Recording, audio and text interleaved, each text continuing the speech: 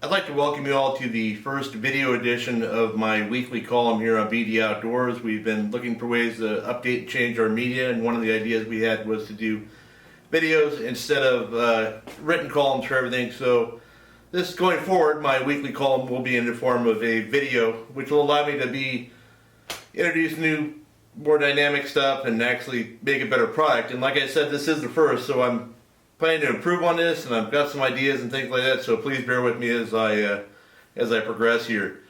So getting to the fishing this week, it's been pretty good rock fishing, but the wind is really going to kick our butts this weekend in a lot of areas.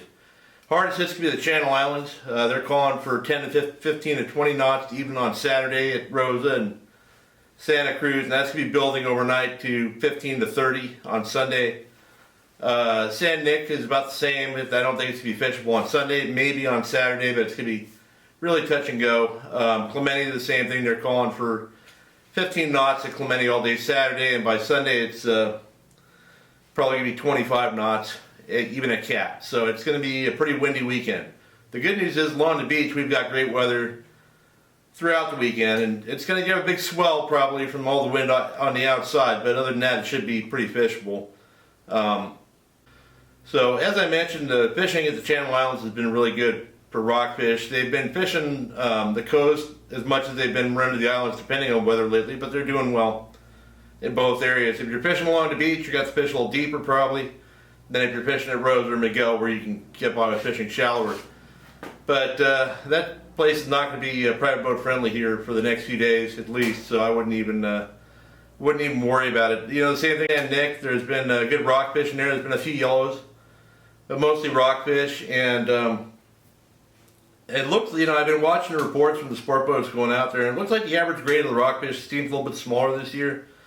I don't know if that's due to pressure at the island, or boats hitting the same spots, or just a cyclical thing that's not working out in our favor, but that may not be your best bet for rockfish right now anyway, even if the weather's decent. There's been yellows at San Clemente Island. The weather there has kept most of the boats off it. There's some squid on the backside, and you need it to get bit. They're nicer fish, but they're not biting all that great. And after this bout of wind, that water's going to be cooled way down, and I don't think they're going to be biting anytime soon again. They might, but it seems unlikely. Catalina, sport boats over there are fishing rockfish, and also bonito and yellows. They're getting the occasional yellow. It's not really a good bite, but they're getting a few fish. And some of the boats are getting limits of bonita. Private boater could probably go over there and load up on bonita if they want to and fish bass the rest of the day.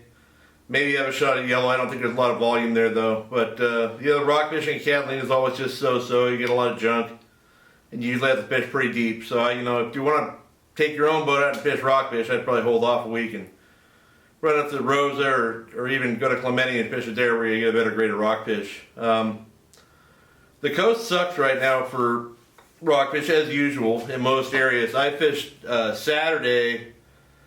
I decided to just stay local and explore some new spots out in front of Long Beach, and I found a lot of good looking spots that had fish on them, but 90% of the fish we caught were small bocaccio and small reds that we had to descend because they were, I mean, things like this, not even worth messing with. But I did rule out a lot of water. I did rule out a lot of techniques. So basically the jigs that we normally fish, assault diamond jigs, ahi assault diamond jigs, and the slug and the leadhead did get bites. But the funny thing is we found one spot, and Matt and I dropped down. We both doubled up. He had a nice red that shook off on the boat and swam down.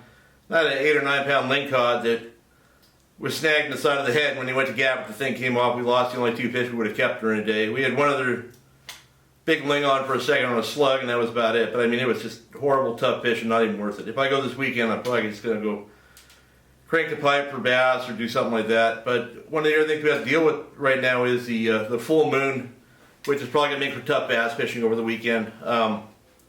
What that full moon might help though is the Yellowtail bite that's starting to happen down at the Coronados.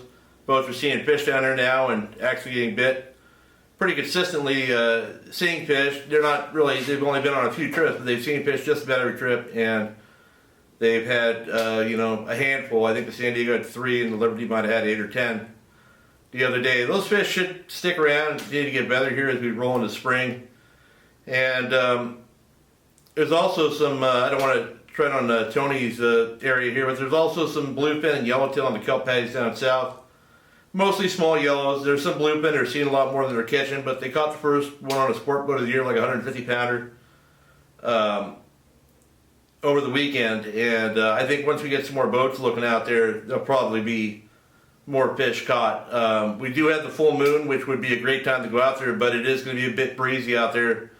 Come Sunday, you're looking at probably 15 to 20 knots of wind in that offshore zone, which pretty much going to make it unfishable for anybody. That is about it for this week. I hope you guys enjoy the new video, and I am looking forward to expanding on this going forward. And have a good weekend, and good luck if you're fishing.